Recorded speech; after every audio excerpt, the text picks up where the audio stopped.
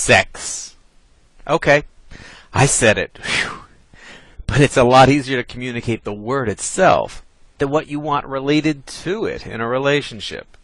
And even when you can communicate it, what if it isn't heard the way you hoped? If there were ever an area where communication gets dicey, it's in the bedroom. And it isn't necessarily easier for couples than singles. My guest today helps people, both single and coupled, develop the needed skills to get both what they want and to please their partners more without falling into shame or embarrassment.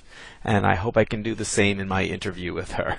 We'll be hearing from Jennifer Gonzalez, better known as Dr. Jen, right after my public speaking tip of the week here on Full Speech Ahead, so stay tuned.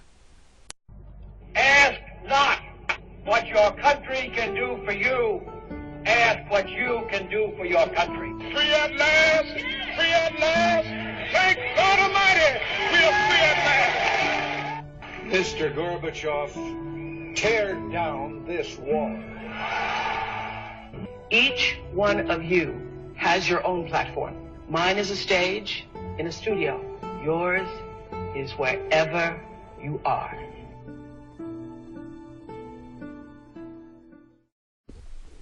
Welcome to Full Speech Ahead, the program where we look at communication in all its many facets with an emphasis on the spoken word. I'm your host, public speaking coach Milo Shapiro from publicdynamics.com. Before we get to my guest today on communicating more effectively when it comes to the bedroom, here's my public speaking tip of the week. Let's talk about PowerPoint today, but in a new way. Sometimes it isn't appropriate to show a PowerPoint program in certain settings, or maybe the technology just isn't reasonable.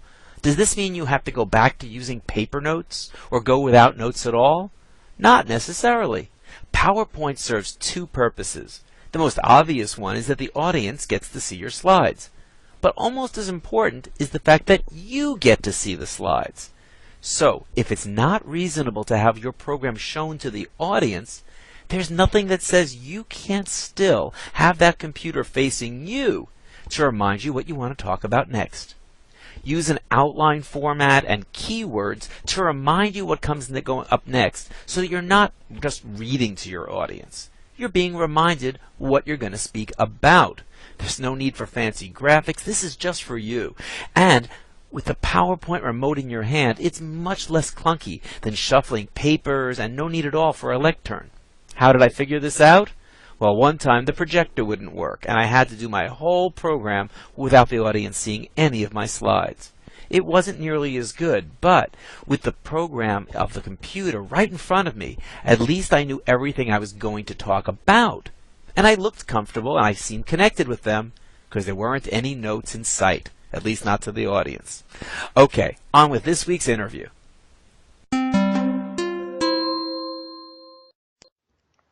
My guest today is Jennifer Gonzalez, PhD, sociologist, sexual health speaker, intimacy counselor, and sex and relationship writer in San Diego, California. Dr. Jen challenges audiences to think outside the sexual box. And from college events to women's conferences and webinars to her TEDx talk on sex, mindful or mindful, her video series it's called In the Den with Dr. Jen is available on YouTube, and it covers more topics than I'm going to be comfortable listing here just yet. Dr. Jen appears regularly as a sex relationship expert on Wake Up San Diego. I bet it does wake them up. And on San Diego Living.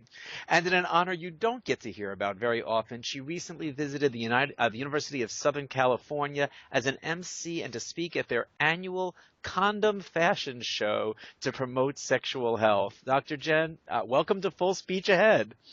Thank you. Good to be here. Yeah, I don't think we've ever had quite this full a speech ahead. I got to let you know, I've known Dr. Jen for a while, but much as we've been able to talk, and off the air, I'm pretty comfortable talking about anything. I got to say that for the first time since starting my first interviews, I'm actually a little bit nervous.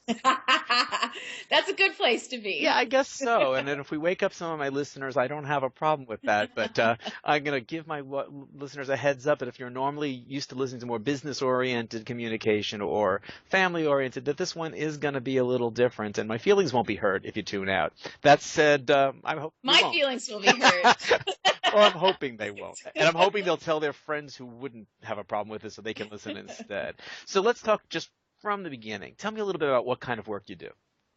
Yeah, so I'm, like you said in the intro, I'm a sociologist, and my specialty within that is sex and gender. And I've kind of most sociologists become professors of sociology or researchers, and I've kind of gone rogue with it and created my own, kind of my own niche, and where I do have a private practice working with individuals and couples around any kind of sexual, gender, communication, body image topic you can think about. And communication absolutely is at the core of all of that. So I worked privately with folks. I do a lot of public speaking. I have a video series in the Den with Dr. Jen. I do writing. My true passion and calling in my life, my purpose very much is to create paradigm shifts around open communication, around sex topics, around demystifying sexual topics, reducing shame, increasing comfort and communication, and ideally overall to reduce all the negative, shadowy aspects around sex and increase it as a path for people to feel self-expressed, to love themselves, to love others, to connect at really deep, intimate levels. And we're kind of backwards around that in the United States. Yeah, I would say so. Yeah, I liked everything you had to say.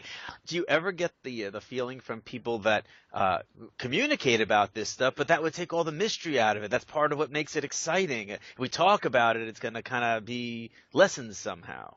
Yes, and I'm glad you said that. I tend to hear that more from younger folks. Younger clients that I have, maybe that are, in their 20s, more than older folks. But I do hear that. And we're sort of taught that keeping quiet about sex is part of the excitement around it.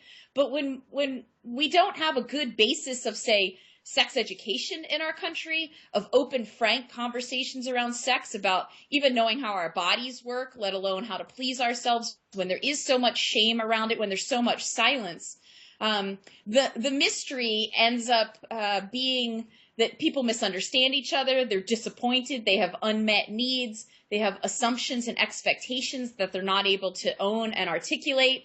And then they're sort of setting themselves up for failure in relationships. So, the mystery, what I do with folks is, if I have a couple and they've kind of said that thing, well, we don't want to take it out of the realm of mystery. And I'm like, let's put everything out on the table. Once it's out on the table and your partner really knows you and you know yourself and vice versa, then be creative from there and surprise each other and go back into the realm of mysterious. But if it never comes from mysterious to concrete, we can't read each other's minds. And you won't be satisfied in the long run. Now, one thing you said way at the beginning of that caught my attention was that it's younger people who seem to feel that way more. I would think that the older the generation, the more discomfort. I mean, I think back, you watch a movie like Kinsey, where people didn't even know they were allowed to talk to their partners about these things. Right. But do you think it's generational, or do you think that they just haven't aged enough to get that it's important to talk about it? Yes, I think that's different. And certainly younger generations now have grown up with the internet and unlimited access to information and education and just more normalized aspects around sex. But what that doesn't train them for is we still have, Disney and all these romanticized Hollywood versions of what romance and relationships are. And I think that's a lot of what gets in the way for folks around communication. They think it should be easy. They think this person should read their minds, and not realize. And that's what comes with age, which unfortunately sometimes comes with bitterness and jadedness. Yeah, true. I can see how that could be a factor. I have to undo that. but it comes with experience of being like, oh, right, if I don't know my needs, if I don't articulate them, if we don't have clear communication, like this isn't going to work. And they've seen how it doesn't work in the past.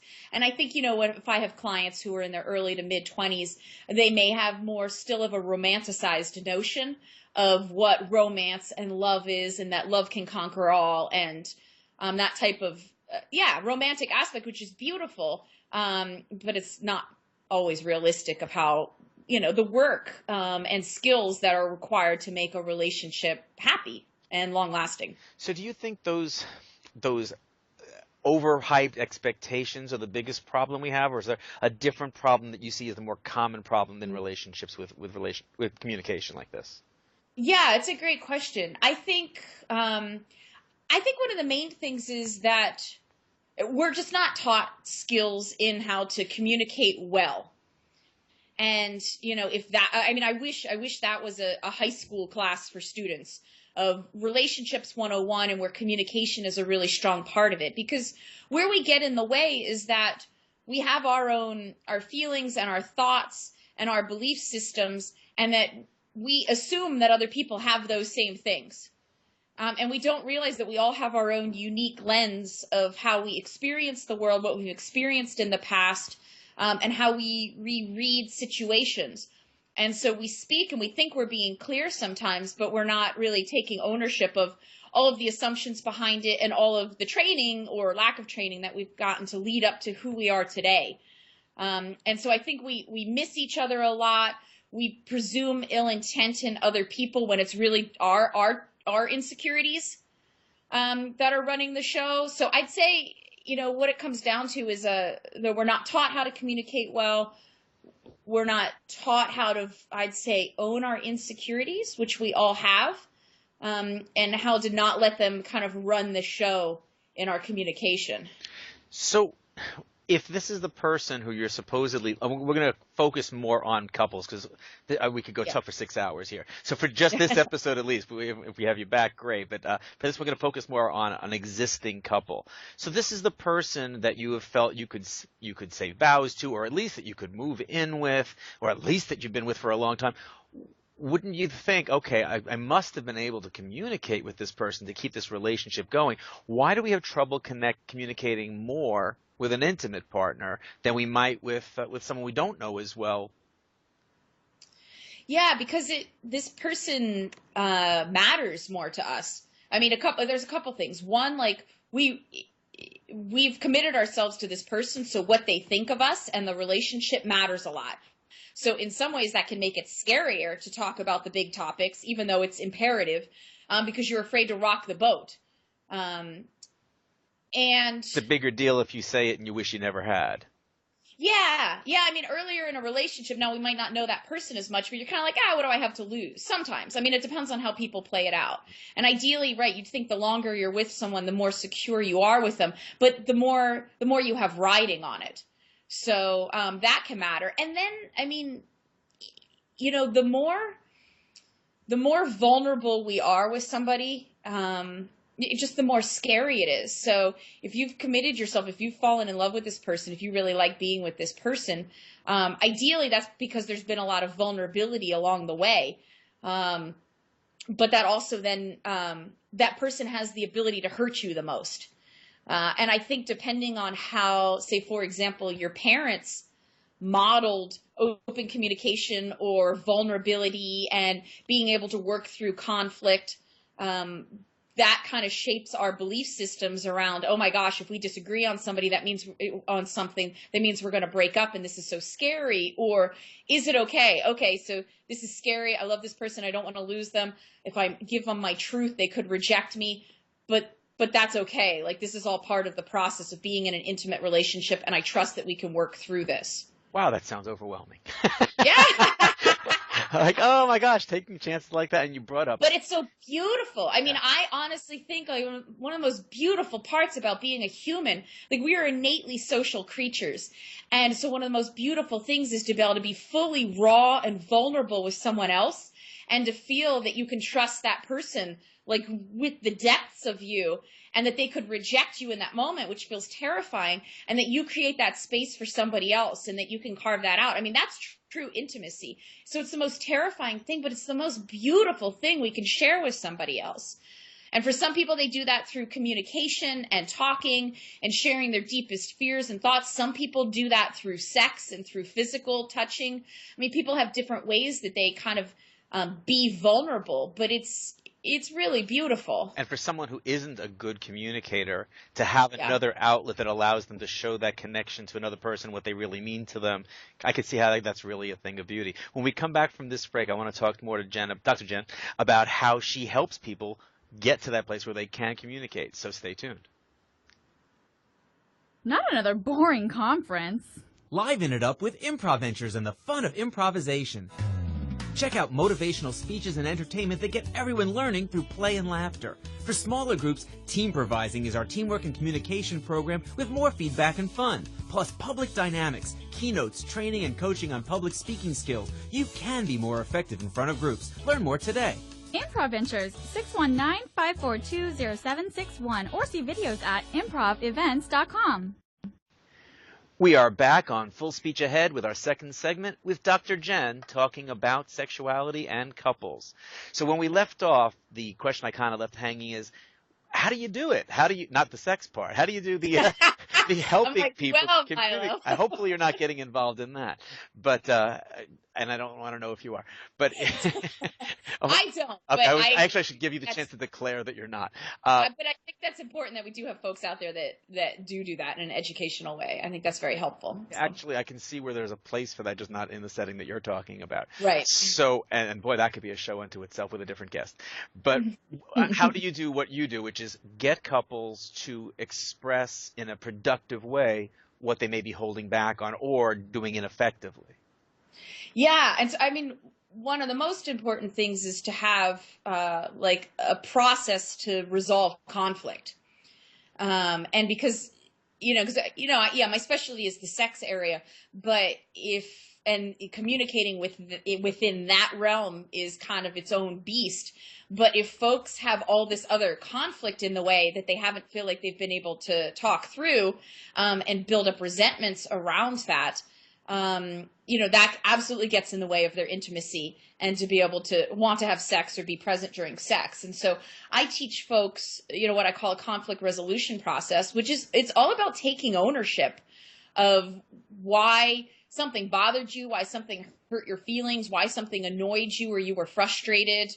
And the main thing is separating out the facts from your interpretation and the meaning of the situation from your emotions.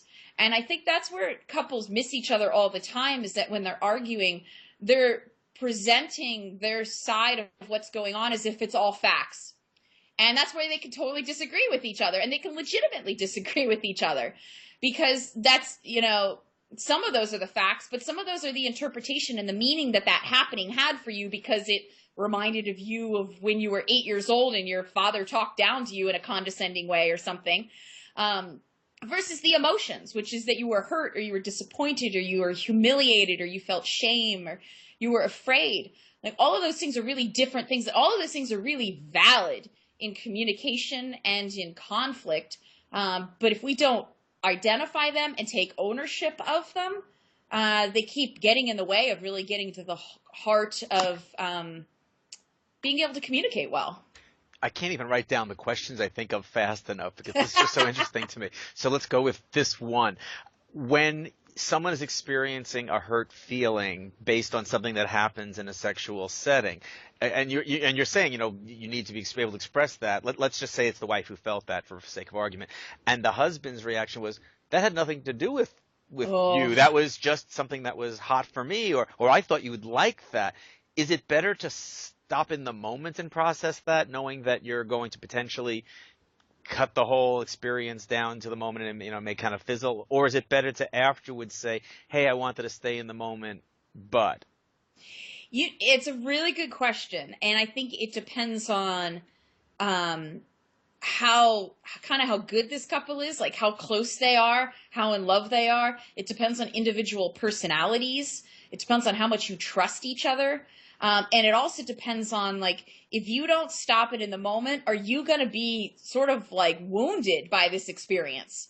You know, is there something that if you sort of go along with it to not ruin the mood, is it going to like screw you up in the head in some ways or make it harder to trust your partner? Because in those situations where you're experiencing, say, pain and you don't want to, whether it's physical pain or emotional pain or fear or whatever, there could be a place, like, say, if you're trying something new in the bedroom where you want to play with a fine line around that and riding it out.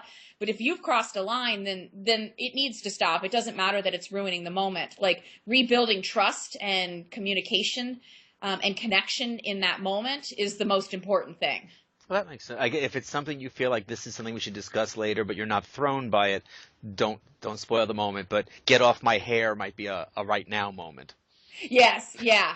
Yeah, because I have a couple I was talking about this with recently, and specifically the wife, and they are so open about their sexuality and trying new things, and she's going along with it because it pleases him, but she is getting some excitement in it. And he pushed a boundary a little bit. He didn't do it on purpose.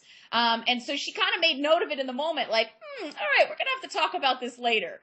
But I'm going to stay present in here because I know, like, he's not hurting me. Like, there was, nothing wrong with it per se, which has, and then, she brought it up later. So the problem is, under all of this is that we're not great at communicating, let alone communicating then with all of the complexity in sexual situations, which has a whole new layers of fear around being judged and being shamed, and that there's something wrong with us, and being rejected. So it's a fine line because, right, you might stop something in the moment because it doesn't feel right to you, but make sure you're not like shaming your partner in that moment if you do it.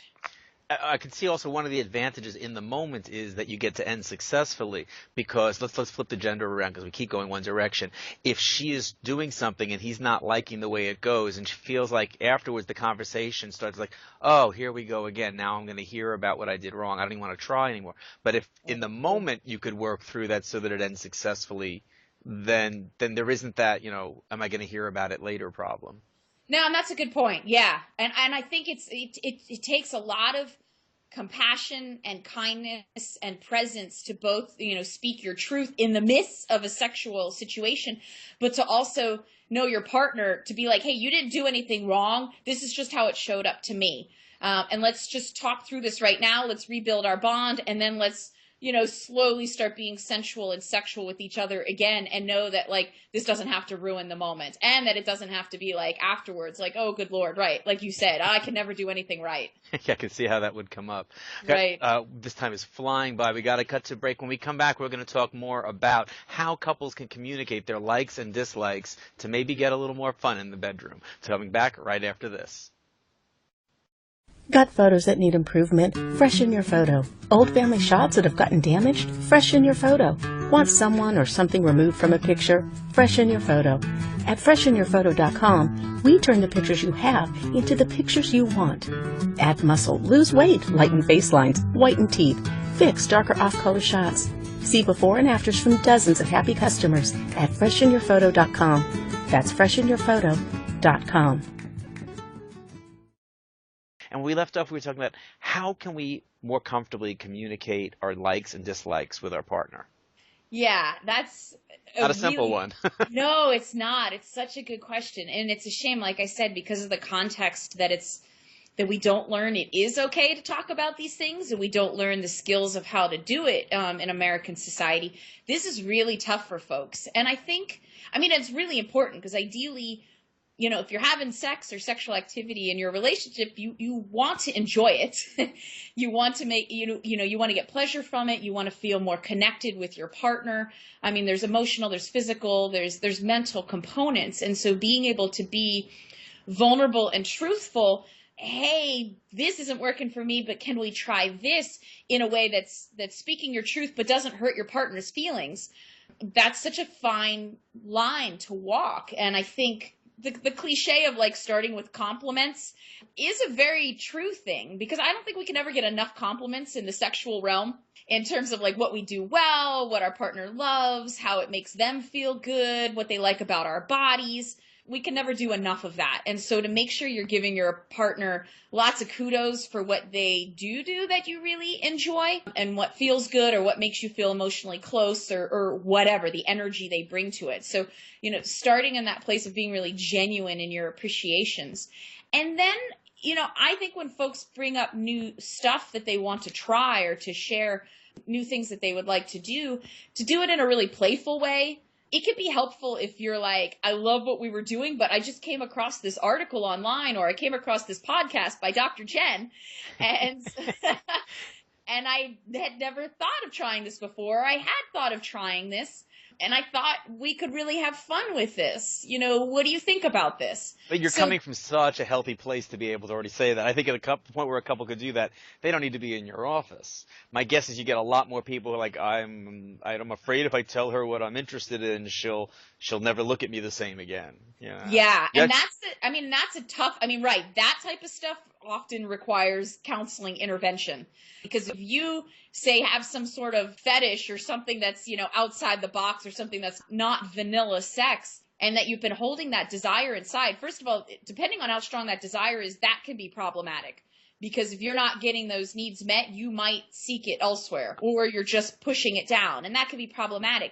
And if you're so sure that your partner is not going to take this well, then that means you've had years of not necessarily communicating well around sexual topics or speaking your truth. And so that absolutely can take, some intervention. But for other folks, like, for example, there's just, if you grow up as a woman in American society, you're taught to kind of hate your body and to feel some level of shame around being a sexual being under your own terms. And that can just require building a comfort and just of how do you approach those conversations? How does your partner approach it in a way that makes you feel less defensive, makes you feel like you are already doing a good job, they are happy with you. But hey, it could be fun to try some new things. How about we push ourselves outside the box a little bit? Yeah, I can see how that's threatening to people to hear, but if they can get through that together, what a breakthrough that would be. I'm guessing that some of my listeners are going, hey, but what about us single people? You are talking completely about couples.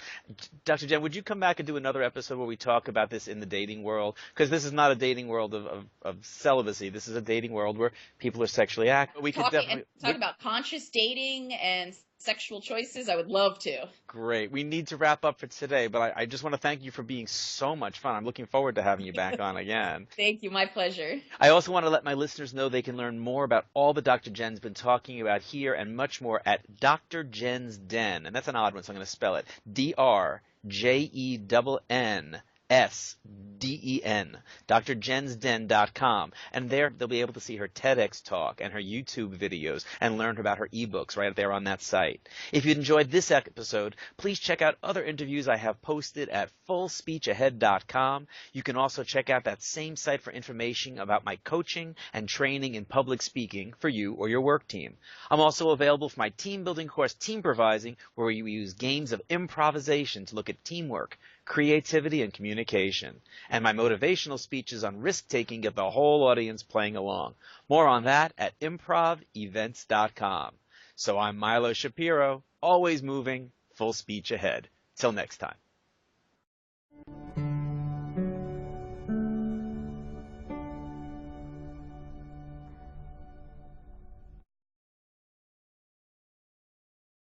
Not another boring conference. Liven it up with IMPROVentures and the fun of improvisation.